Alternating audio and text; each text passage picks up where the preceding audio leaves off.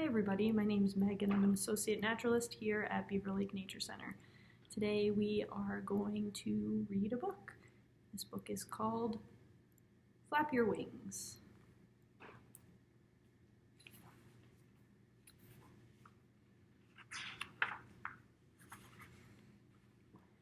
An egg lay in the path. A boy came down the path. He saw the egg. He looked around. He saw flamingos and frogs, and turtles and alligators. "Whose egg is this?" he called, but nobody answered. Then the boy looked up. He saw an empty nest in a tree. "Here's an egg without a nest," he said, "and there's a nest without an egg." The boy climbed the tree. He put the egg in the nest. Then he went away. Mr. and Mrs. Bird came home. They were surprised to find an egg in their nest.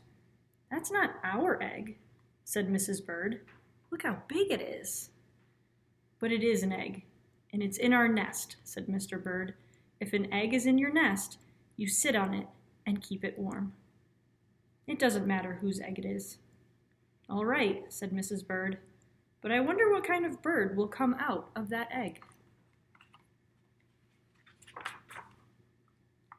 They took turns keeping the egg warm. First Mrs. Bird sat on it, then Mr. Bird sat on it, and sometimes, because it was so big, they both sat on it. One day Mrs. Bird heard a squeaking noise. "Help," she said, "this egg is squeaking." Mr. Bird came back to the nest. He listened to the egg. "The egg is not squeaking," he said. "It's our baby that's squeaking.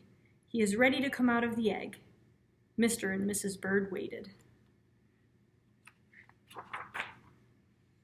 The egg started to crack. Then it cracked some more. And there was the baby. Mr. Bird was very excited. "It's Junior," he shouted. "What a beautiful baby." Doesn't look like a bird, does it? Junior opened his mouth. It was a big mouth. It was full of teeth. "That's the funniest looking baby I ever saw," said Mrs. Bird. "Something is wrong. I don't think he's our baby at all." "He's in our nest, so he must be ours," said Mr. Bird. "His mouth is open. That means he's hungry. When your baby is hungry, you feed him." Mr. and Mrs. Bird went away to get some food for Junior. Mr. Bird brought a pink worm. Mrs. Bird brought a green one. Junior ate both worms in one gulp. Then he opened his mouth wide again. "We have to get Junior lots more food to eat," said Mr. and Mrs. Bird. Hour after hour, day after day, they brought food for Junior. Mrs. Bird got berries and cherries. She got butterflies and caterpillars. She got dragonflies and mosquitoes. She got ladybugs and tiger beetles. Mr. Bird got crickets and spiders. He got grasshoppers and snails. He got red ants. He got black ants. He got centipedes, too.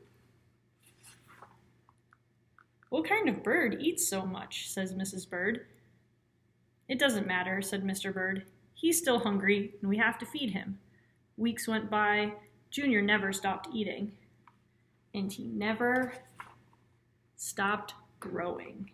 He got bigger and bigger and bigger. Finally, Junior got so big that Mr. Bird said, "It's too crowded up here. Junior has to leave the nest.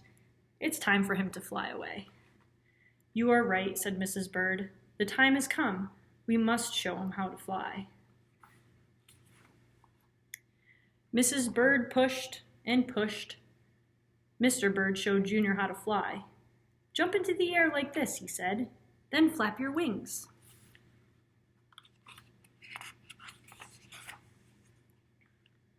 Junior got ready.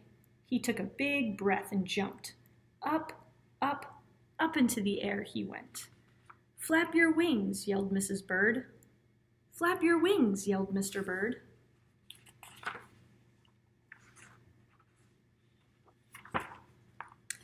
Junior flapped and flapped, but it didn't do any good.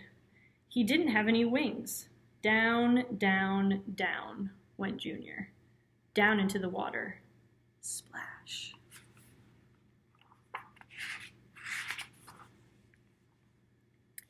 It was cool and wet in the water. It was just right for Junior.